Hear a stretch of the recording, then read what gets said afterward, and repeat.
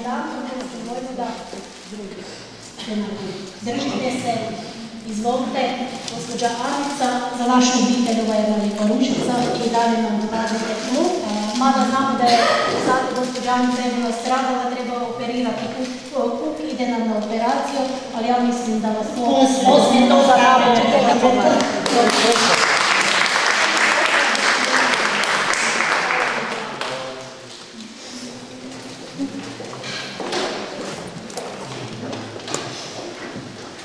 Evo, dragi prijatelji, kao što uvijek govorimo, to su nam ti najljepši naši trenuci zbog koji se ovdje sastajemo, kada želimo da ti naši apstinenti dobiju tu našu podršku, tu našu pomoć, tu daljnu snagu da nastave svojom apstinencijom.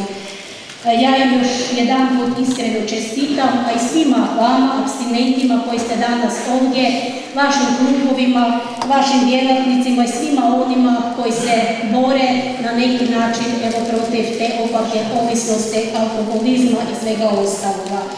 Hvala vam na strpljenju. Malo smo produžili, ali mislim da se isplatilo. Hvala lijepo.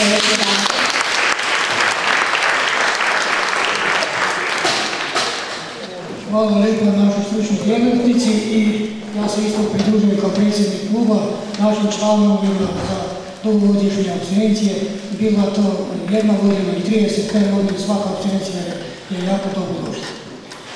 Pa imam još jedno priznanje za 14 godina našoj stručnoj djelatnici koja je stvarno uz nas, možemo reći da nam je poput majke. To je naša majka, ja tako mislim, jer bez majke teško se živi i teško se surađuje.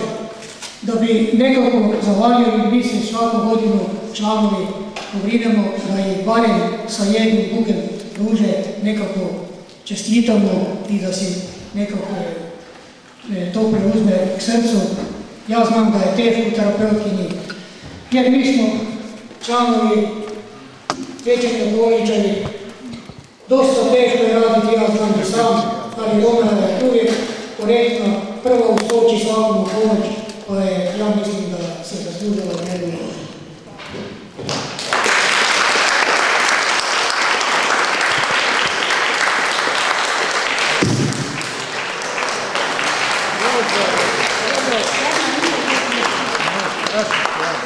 Još jedna.